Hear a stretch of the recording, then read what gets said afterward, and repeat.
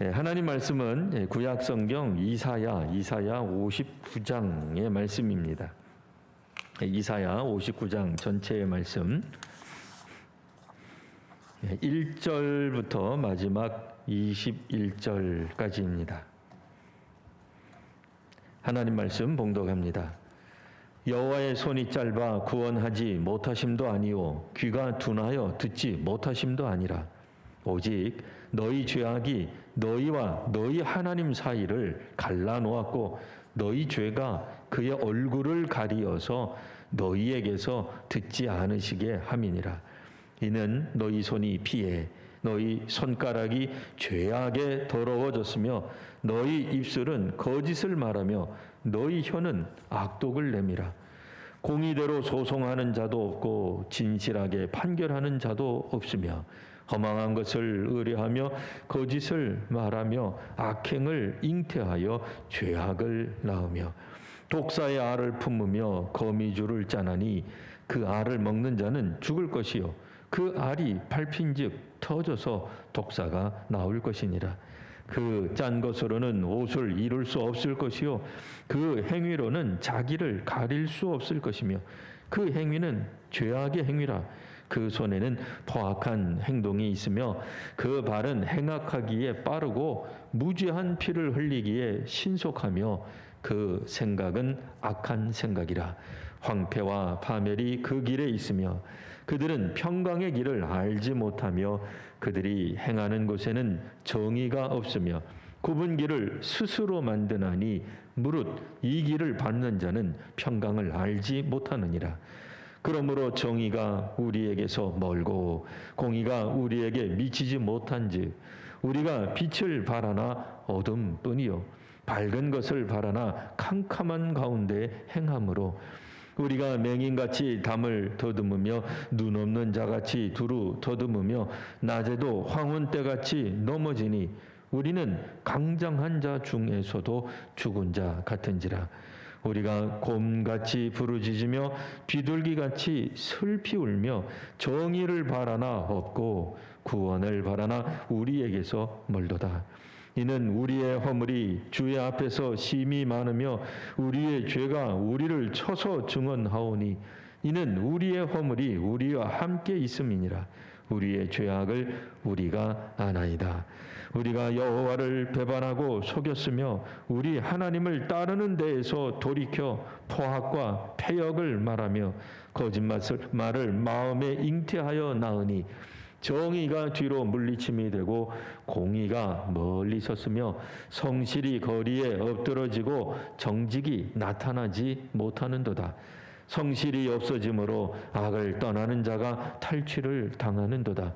여호와께서 이를 살피시고 그 정의가 없는 것을 기뻐하지 아니하시고 사람이 없음을 보시며 중재자가 없음을 이상히 여기셨으므로 자기 팔로 스스로 구원을 베푸시며 자기의 공의를 스스로 의지하사 공의를 갑옷으로 삼으시며 구원을 자기의 머리에 써서 투구로 삼으시며 보복을 속옷으로 삼으시며 열심을 입어 겉옷으로 삼으시고 그들의 행위대로 갚으시되 그 원수에게 분노하시며 그 원수에게 보응하시며 섬들에게 보복하실 것이라. 서쪽에서 여호와의 이름을 두려워하겠고 해 돋는 쪽에서 그의 영광을 두려워할 것은 여호와께서 그 기운에 몰려 급히 흐르는 강물같이 오실 것이미로다. 여호와의 말씀이니라.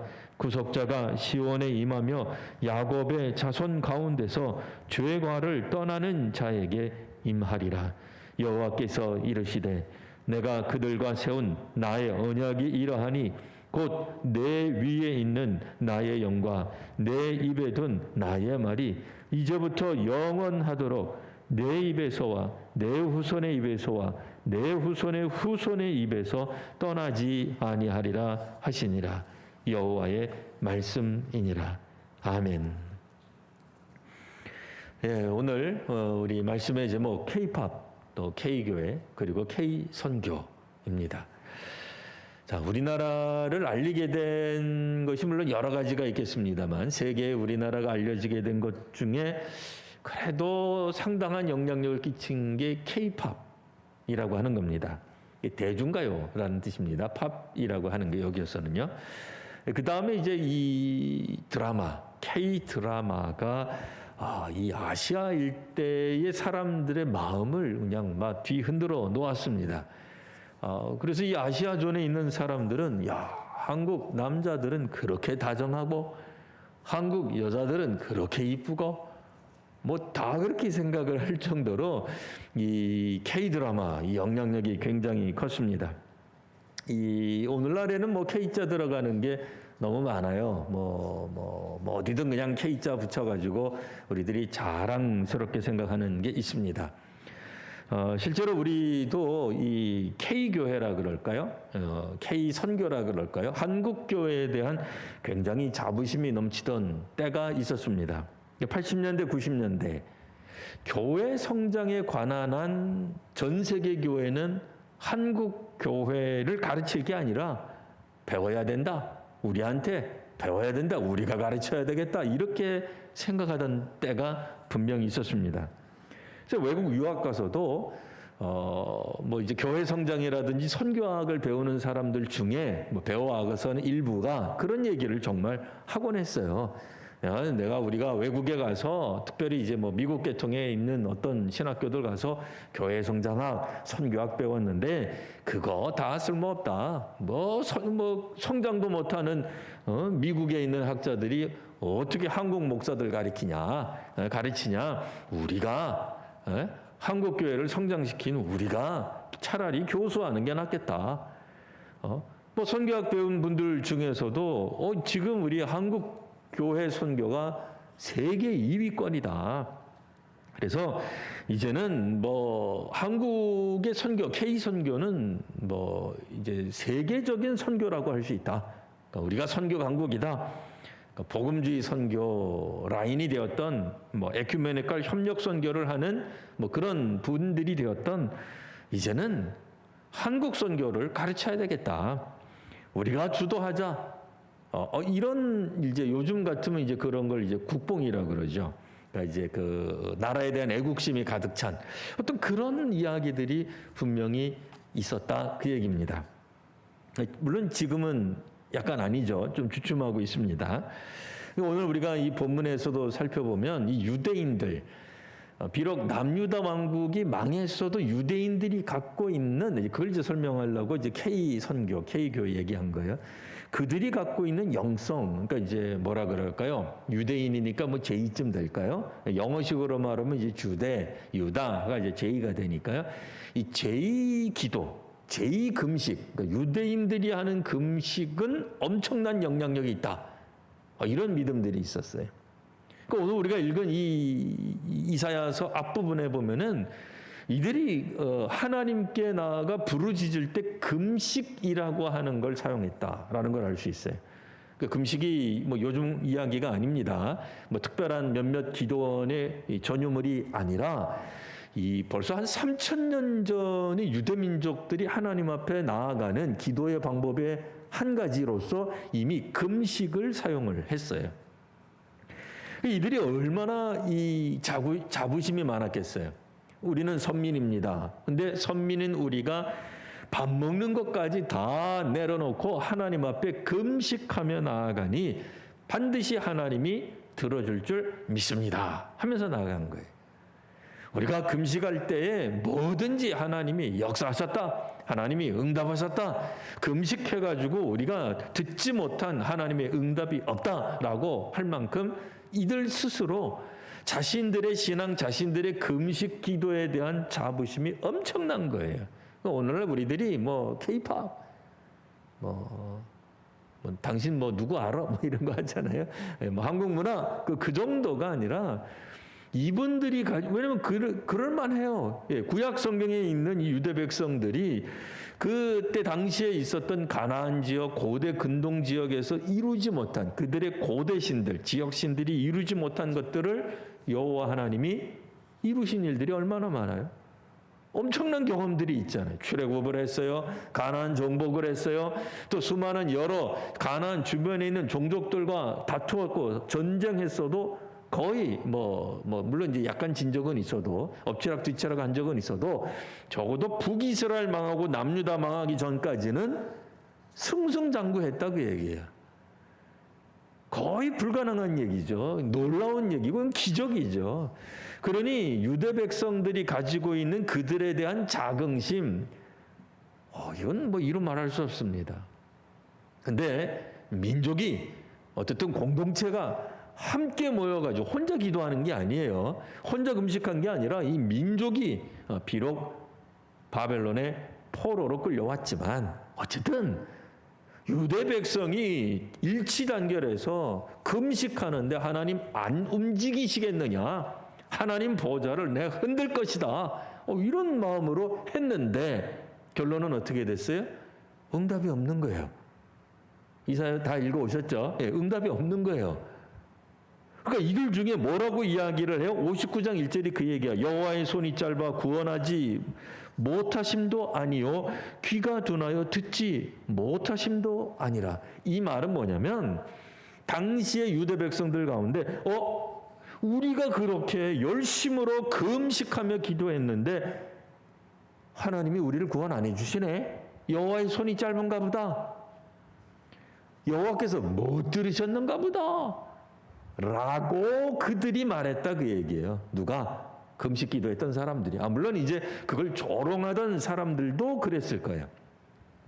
유대인들이 금식 날짜를 딱 정해가지고 100일, 365일, 이러고 했는데 아무런 변화가 없어요. 역사가 변한 게 없어요. 천지개벽이 아무것도 안 일어났어요. 그러니까 주변 사람들이 비난했을 수도 있지만 그거 더하기 참여했던 유대인들조차도 이건 뭐가 문제가 있다. 우리한테 문제가 있는 게 아니라 이거는 하나님이 능력이 부족했거나 하나님이 잠깐 어디 나가셨거나 하나님이 우리 길을 좀 안 들어주셨거나 이건 하나님 문제다 이거예요. 하나님이 안 해주신 거다 이거예요. 우리는 할 거 다 했다 이거예요. 우리는 할 만큼 다 했는데 지금 하나님이 안 들어주시니까 마지못해 이렇게 얘기하는 거죠. 하나님 뜻인가? 이건 마지못해 하는 얘기예요. 그러니까 믿음으로 고백하는 하나님 뜻인 줄 믿습니다. 이 고난도 주께서 주신 줄 믿습니다가 아니라 마지못해 왜? 아무런 역사가 안 일어나니까. 자신들은 하나도 틀린 게 없는데 제대로 금식 기도를 쏴 올려드렸는데 보좌를 흔들어도 12번도 더 흔들어놨을 텐데 안 들어주시는 거 보니까 하나님이 그렇게 작정하셨나 보지 라는 의미에서 하나님 뜻, 정확하게는 우리 어감으로는 하나님 탓으로 돌린 거예요. 이 말은 하나님이 해주기 싫으신가 보지 우리가 무슨 잘못이 있겠어? 우리는 할 만큼 했어. 왜? 우리 유대인이잖아. 우리가 금식까지 했는데 왜 안 되느냐 그 얘기예요. 이 선지자가 답답해서 하는 얘기죠. 여호와의 손이 짧아서 구원하지 못하심이 아닙니다. 귀가 둔하여 듣지 못하신 게 아닙니다. 라고 얘기를 해주는 거예요. 2절 오직 너희 죄악이 너희와 너희 하나님 사이를 갈라놓은 것입니다. 하나님 탓할 게 아니라 사실은 유대인들 당신들 문제입니다. 라고 얘기를 한 거예요. 그럼 도대체 이 유대인들 사이에 무슨 문제가 있었을까? 이제 성경에 있어, 성경 이 시대 성경에 나와 있는 유대인들에게 무슨 문제가 있었냐? 3절 금식을 한 거예요. 이분들이 오늘 우리식으로 말하면 예배를 드린 거예요. 이분들이 성경 공부 안 한 게 아니에요. 이분들이 헌금을 엄청나게 안 한 게 아닙니다. 다 할 거 다 했어요. 그런데 3절 너희 손에 여전히 뭐가 있다? 피가 있다. 너희 손가락은 죄악에 더럽혀져 있다. 너희의 입술은 거짓을 말하고 너희의 혀는 악한 말을, 독한 말을, 남 죽이는 말을, 비방하는 말을 서슴없이 내뱉고 있다. 4절 공의 그렇게 너희들이 주장하고 있지만 그러니까 기도할 때 이렇게 하는 거예요. 하나님 우리에게 이 땅에 이 사회에 공의와 정의가 넘쳐나게 하옵소서. 근데 정작 자신들은 공의대로 소송을 안 해. 자기네들은요. 네? 유대인들 중에서도 이제 지도자들이 있을 거예요. 야, 여러분, 우리가 이렇게 금식하면 58절 금식하면 하나님이 반드시 들어주실 겁니다. 우리는 공의와 정의를 사랑하는 민족입니다. 그런데 정작 자신들은 공의대로 소송을 안 해. 진실하게 판결도 안 해. 안 하는 거예요. 그 슬로건 걸고 현수막 걸고 이야기할 때는 우리는 이거를 추구합니다, 여러분. 라고 말을 하는데 실제로 그들의 삶 가운데서 공의와 정의를 실천하느냐? 안 한 거예요. 4절 거짓을 말하고 악행을 잉태하여 죄악을 낳고 있더라, 그 얘기. 거짓말하면 거짓말을 더 하게 돼 있어요. 악을 행하면 그 악을 감추기 위해 더 큰 악으로 감추게 돼 있어요. 자, 그러니 하나님이 그들의 금식 아니라 그 이상의 기도가 좀 어렵겠습니다만, 이 성경상에서는요, 오늘 본문에서는 금식 이상의 그 어떤 신앙적 헌신을 한다 하더라도 헛것인 거예요. 입술로는 하나님의 구원을 말하고 정의와 공의를 실천한다고 말하지만 실제로는 그렇게 하지 않아요. 8절 그들은 평강의 길을 알지 못하고 그들이 행하는 곳에는 정의가 없었던 거예요. 굽은 길을 스스로 만들었던 거예요. 그러니까 이 표현이 뭐냐면 그들은 말로는 평강입니다. 여러분, 내가 나서면 내가 지도자가 되면 평화가 올 것입니다라고 외치지만 실제로는 평화의 길을 가지 않는다, 그 얘기. 정의를 말하고 있지만 정의가 없더라, 그 얘기예요. 그러니까 이사야서에서 말을 하는 거는 정의를 단순히 실천하지 않음, 그걸 뭐라고 하는 건 아니에요. 왜요? 사람들 가운데 무슨 희망이 있습니까? 우리 신앙생활 하는 분들은 다 알잖아요. 우리가 교회를 믿는 게 아니라 당연히 주님을 믿는 거죠. 그렇잖아요. 물론 거룩한 성인, 거룩한 신자가 없는 건 아니에요. 있어요. 있지만 그럼에도 우리가 그분 때문에 신앙생활을 시작했다 하더라도 그분을 신뢰하고 신앙하는 건 아니잖아요. 그거 다 알고 있어요. 그렇기 때문에 누구든지 실수하고 죄악을 저지른다는 것에 대해 기본적으로 알고 있어요. 다른 사람이 정의를 행하지 않는다고 그거를 쫓아가서 막 지적하고 왜 당신이 정의를 안 하느냐, 공의롭게 안 하느냐, 왜 평화를 어지럽히는 일만 골라서 하느냐라고 비난하지 않아요. 왜요? 인간이 원래 약한 줄 알고 있으니까 우리는. 근데 오늘 성경에 이렇게 심각하게 비난하는 이유는 뭐예요? 단 한 가지. 입만 열면 이분들은 공의를, 입만 열면 평화를, 입만 열면 정의를 외쳤기 때문에 그렇다는 거예요.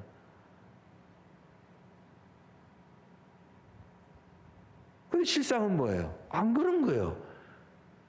자기네들 앞에서는 정의로운 사회, 공정한 것, 어쨌든 평화가 이루어진다라고 이야기했지만 그들의 삶 가운데 실천이 물론 눈꽃만큼 없게 했겠죠. 안 하려는 사람이 어디 있어요.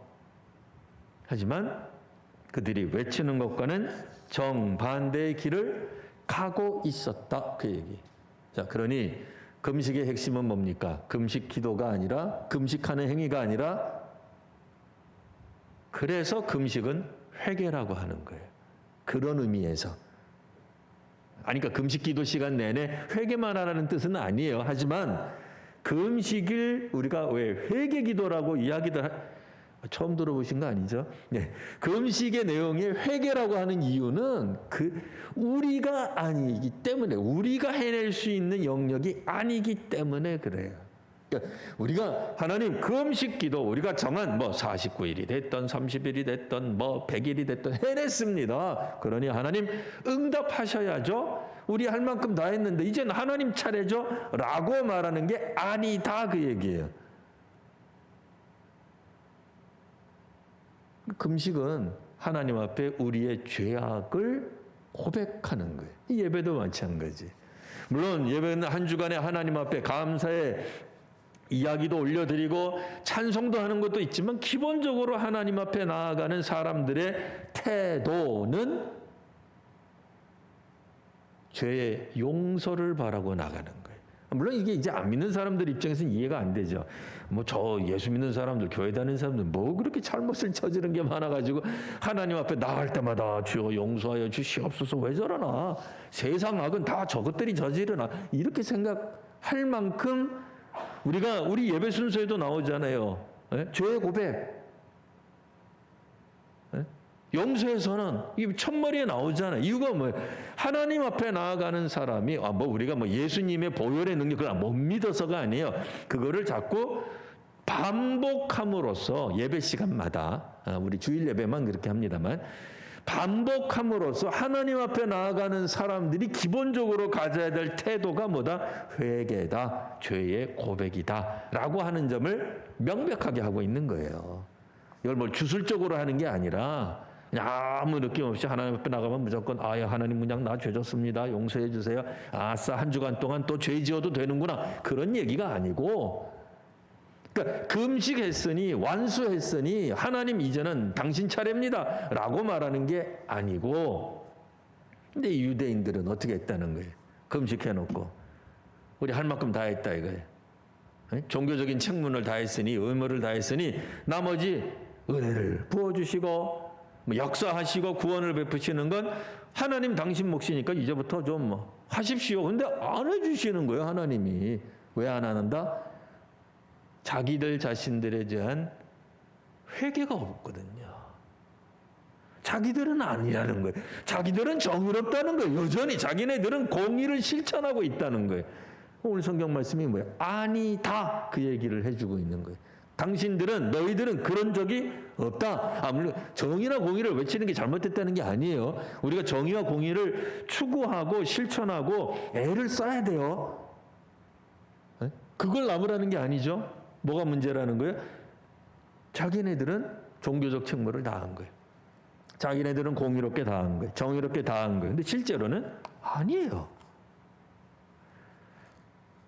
그래서 뭐라고 이야기를 해요? 비로소 그때 가서야 9절 그러므로 정의가 우리에게서 멀구나 공의가 우리에게 미치지 못하였구나 라고 백성들이 죄악을 자백하기 시작하는 겁니다. 10절 우리가 맹인같이 담 더듬으며 눈 없는 같이 두루 더듬고 낮에도 황혼 때같이 넘어졌던 이유가 바로 여기에 있었구나. 비로소 하나님 탓이 아니라 하나님 뜻, 나쁜 의미에서 하나님 뜻이었죠. 마지못한 하나님 뜻이 아니라 하나님 탓이 아니라 우리 탓이었구나. 자, 그리고 이제 11절 우리가 고음같이 부르짖고 비둘기같이 슬피 울고 정의를 바라고 구원을 바랬다. 이게 뭐예요? 금식 행위한 그걸 말하는 거예요. 이거 자체가 나쁘다는 게 아니라 그랬죠. 그러니까 헷갈리시면 안 됩니다. 이거 자체가 나쁜 게 아니라 우리가 한편으로는 그렇게 했지만 실제 우리 삶의 변화는 전혀 없었어요. 그러니까 정말 통회자복한 게 아니에요. 그냥 겉으로만 옛날 우리식으로 말하면 이 초상집 가면은 이렇게 꼭 전문적으로 곡을 해주시는 분이 있었어요. 우리 친척도 아닌데. 이거 다 아시죠? 우리 나이 드신 분들은, 성도님들은. 시골에 가면은, 이게 우리 집안 사람 아무런 관계없는 사람인데, 그 사람이 곡을 하기 시작하면 막 분위기가 막 슬퍼져가지고 그냥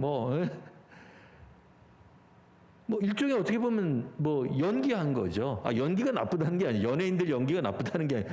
얼마나 실감나게 하는지.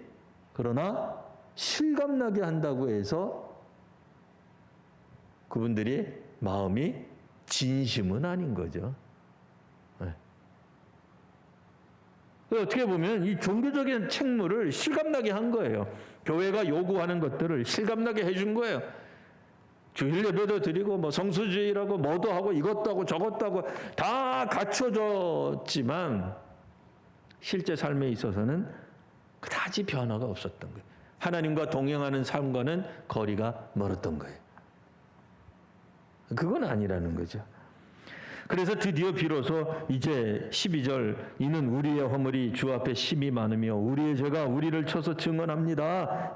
이는 우리의 허물이 우리와 함께 있습니다. 우리 죄악을 우리가 압니다. 이 자리로 나오는 거예요. 뭐 이때는 뭐 하지 말라 그래도 금식하는 거죠. 이때는 하지 마라 그래도 예배하는 거죠. 그 자리가 어떤 자리든. 뭐 예루살렘 성전이 없다고 예배 못 하겠어요? 다니엘 예루살렘 성전 없어도 예배 드렸어요. 기도했어요. 네? 뭐 그거 없다고 예배 못하고 기도 못합니까? 얼마든지 할 수 있어요. 이들이 소위 말하는 그 종교적인 어떤 모습들, 그걸 뛰어넘어서 자기 자신을 바라보게 되자, 하나님 앞에 선 자기를 보게 되자, 내가 하나님 앞에 죄악을 저지르고 있구나 하는 걸 꿰뚫어 보는 거예요. 자, 그리고 나서 이제 15절 하반절, 15절에 보면 이제 그 중간에 동그라미가 확 있습니다. 그래서 상반절 말고 하반절, 15절 하반절. 여호와께서 이를 살피시고 그 정의가 없는 것을 기뻐하지 아니하시고 사람이 없음을 보시고 중재자가 없음을 이상히 여기셨으므로. 여기서 말하는 건 뭐예요? 예, 정의가 없는 거 뭐 이미 아마 아셨고요. 예, 근데 16절에 있는 것처럼 중재자가 없었다. 중재자가 없는 거예요.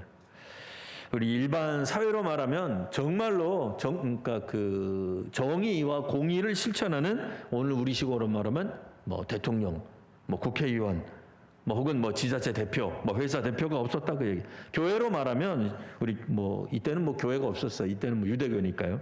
하지만 이제 뭐 오늘날 우리식으로 말하면, 교회로 말하면 뭐 항전 직원들이 없다. 중재자가 없는 거예요.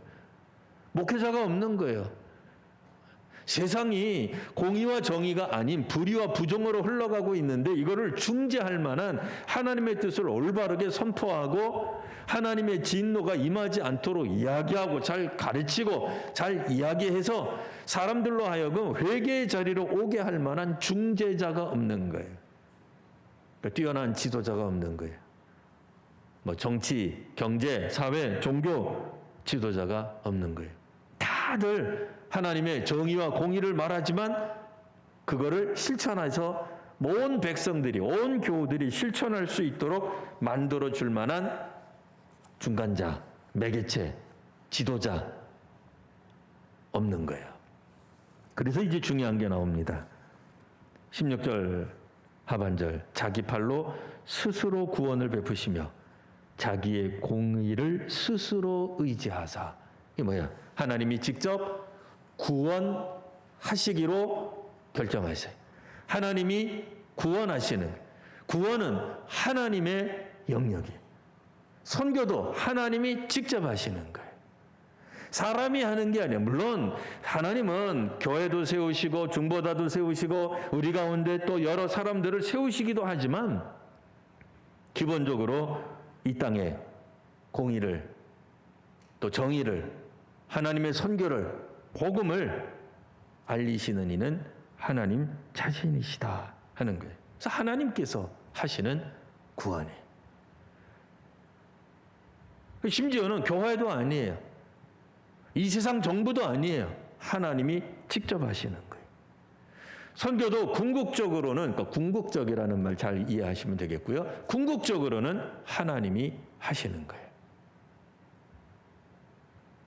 중간에 선 사람들, 우리들은 그냥 도구예요. 통로예요. 도구나 통로가 마치 자신들이 한 것인 양 착각하면 안 돼. 그러니까 우리를 동반해서 사용하세요. 도구로 사용하세요. 도구가 아니라는 얘기가 아니에요.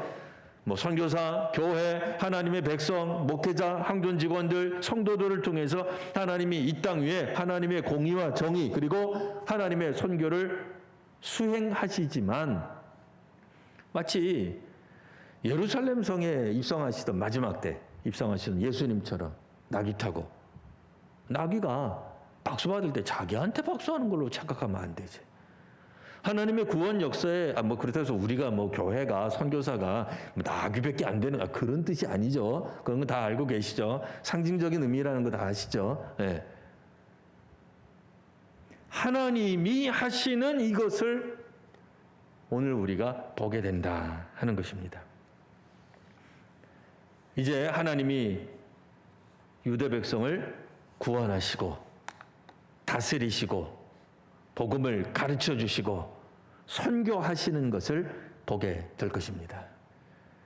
이때는 예루살렘 성전이 없었고 오늘날과 같은 수천 년 전에 유대인들에게 있었던 그런 종교적 체계도 다 무너진 상태였었어요.